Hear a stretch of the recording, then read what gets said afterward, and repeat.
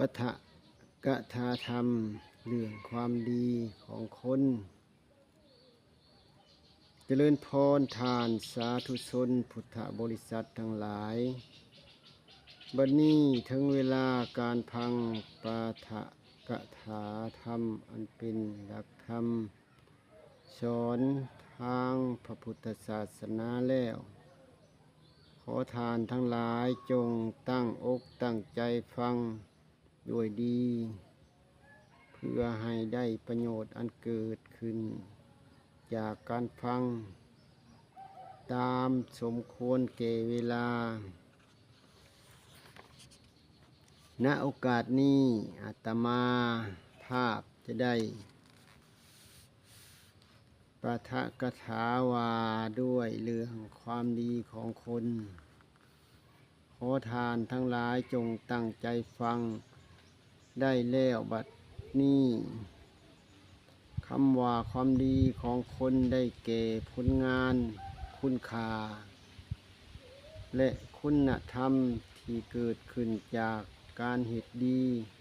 เว้าดีและคิดดีเหตุถูกต้องเว้าถูกต้อง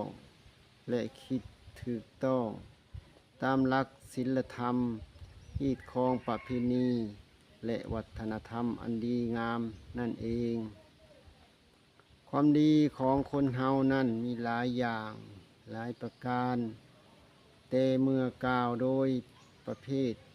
แล้วมีสองอย่างคือดีนอกและดีในคำว่าดีนอกได้แก่ส่วนที่ดีอยู่ภายนอกเช่นว่ามีหน้าที่มีหน้าตาคิ้วข้างปากดังจบงามมีห่างกายได้สัดส่วนมีรูปทรงงามผิวพรรณละเอียดเกลี้ยงงามและสิ่งแวดล้อมภายนอกประกอบส่วนเข่าเส้นมีบ้านมีเฮือนใหญ่มีสถานที่กว้างขวางมีเฮือนผักมีโรงแรมให้คนพักคนเศร้ามีที่ดินมีหัวสวนให้หน้ากว้างใหญ่มีงัวควายมีหมูเป็ดไก่มีรถยนต์รถเก๋งมีเงินคำมีเพชรพลอยสอยแหวนมั่งคั่งหั่งมีนอกจากนี้แล้วยังได้ที่พึ่งจากบุคคลต่างๆเช่นพ่อแม่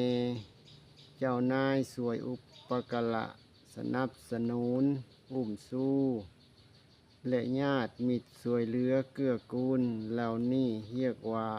ดีนอกคนที่สมบูรณ์ด้วยดีนอกก็เรียกว่าเป็นคนดีประเภทหนึ่งคำว่าดีใน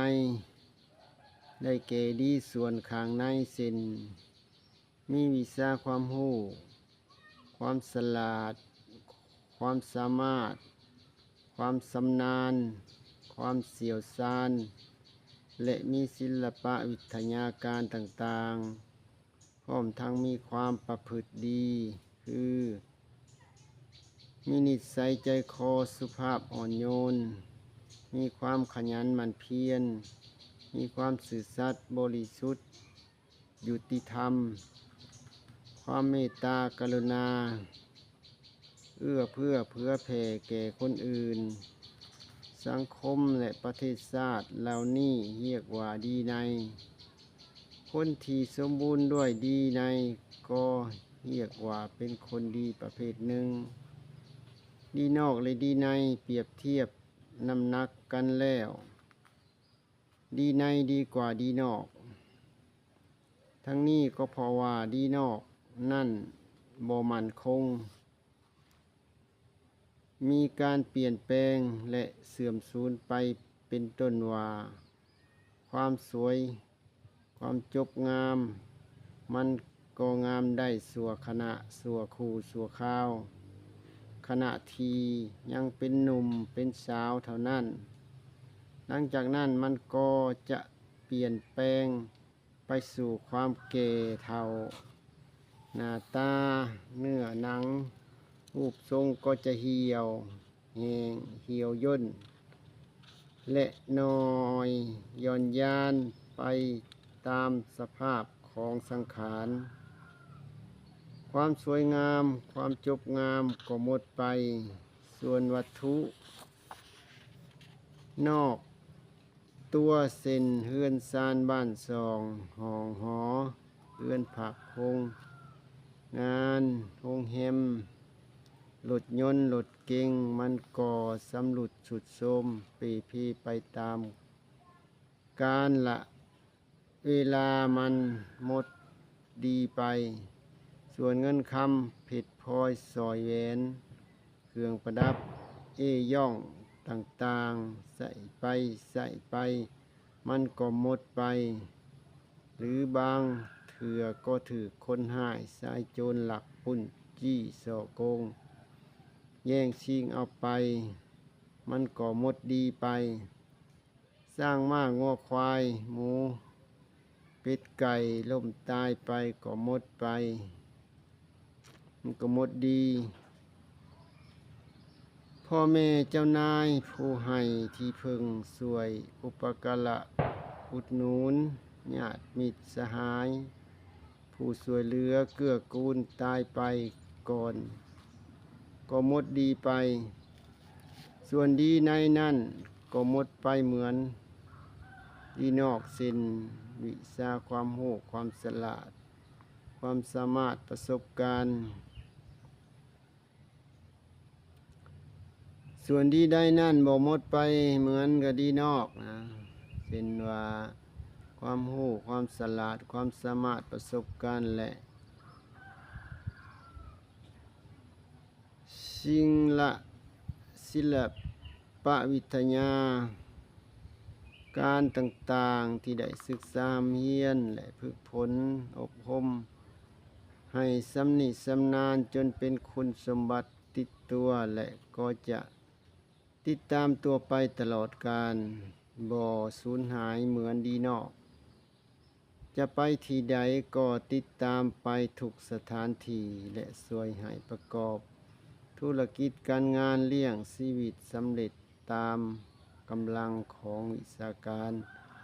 และศิลปะวิทยาการนั่นเหตุให้มีเกียรติศักดิ์ศรีมีชื่อเสียงเป็นที่นิยมชมชอบและนับถือของหมู่ประชาชน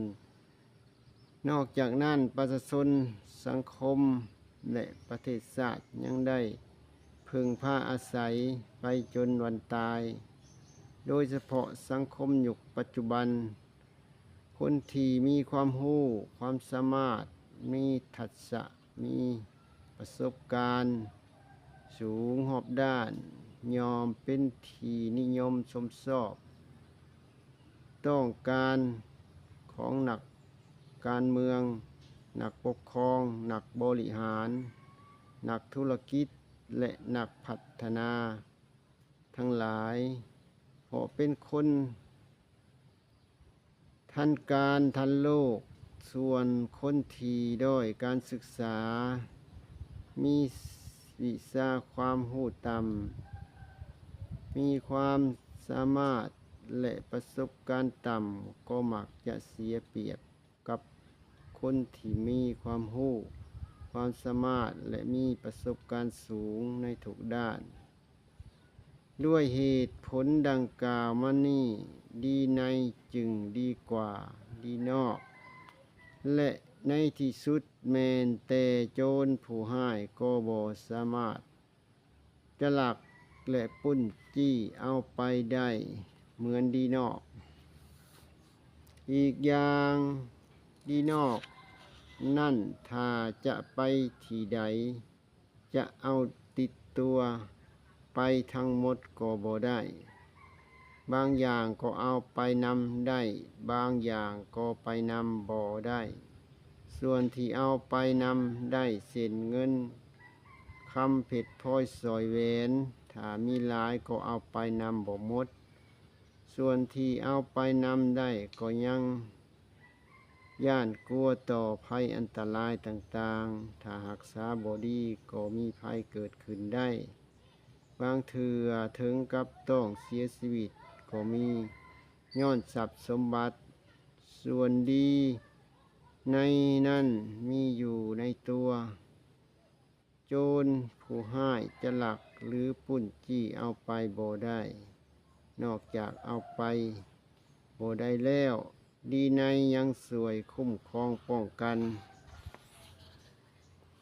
ภัยอันตรายให้เฮาอีก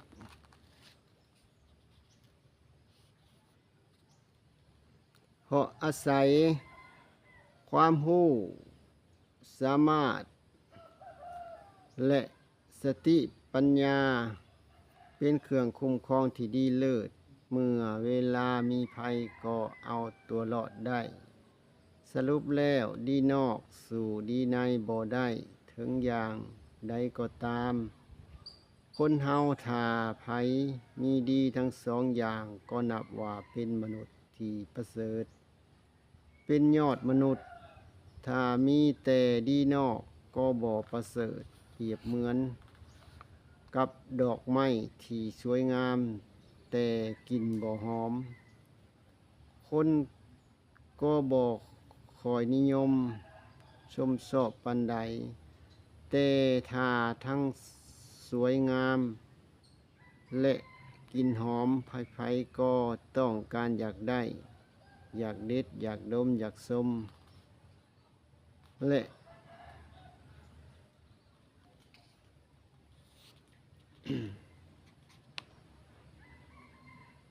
และก็ราคาก็สูง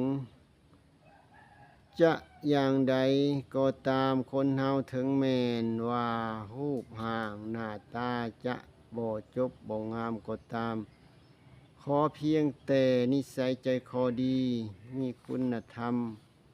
ก็ยังดีกว่าคนหน้าเนื้อใจเสือ หน้าอินหน้าพรหมแต่ใจเป็นหยักษ์เป็นมารเป็นภัยอันตรายแก่คนอื่นและสังคม ด้วยเหตุนี้นักปราชญ์บัณฑิตทั้งหลายจึงได้ย่องย่อสรรเสริญคนที่มีดีในว่าคนดีคนประเสริฐ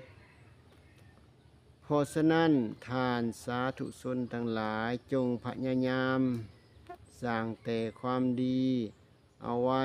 ถ้ามีแล้วจงทนุถนอมรักษา เอาไว้อย่าให้เสื่อมสูญไป ให้เหมือนเกลือรักษาความเค็มตามปกติแล้ว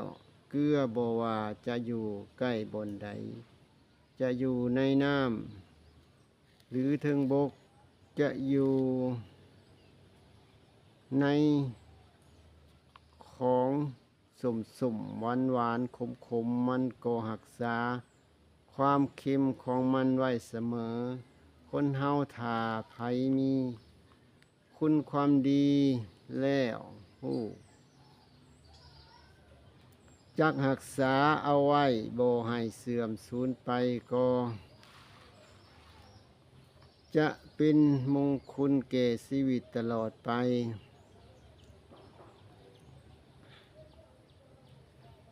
การปะทะกะถาว่าด้วยเรื่องความดีของคนเฮาเห็นว่าได้เวลาพอสมควรจึงขอยุติไว้ แต่เพียงเท่านี้ และสุดท้ายนี้อาตมาขอน้อมเอาคุณพระศรีรัตนตรัยคือคุณพระพุทธเจ้าคุณพระธรรมเจ้าและคุณพระอริยสงฆ์พระเจ้าจงมาอภิบาลคุ้มครองฐานสาธุชนพุทธบริษัททั้งหลายจงปราศจากทุกโศกโรคภัย นึกคิดปรารถนาสิ่งใดอันประกอบชอบทำแล้วจงสำเร็จจงสำเร็จ ดังความตั้งใจถูกประการด้วยเถิด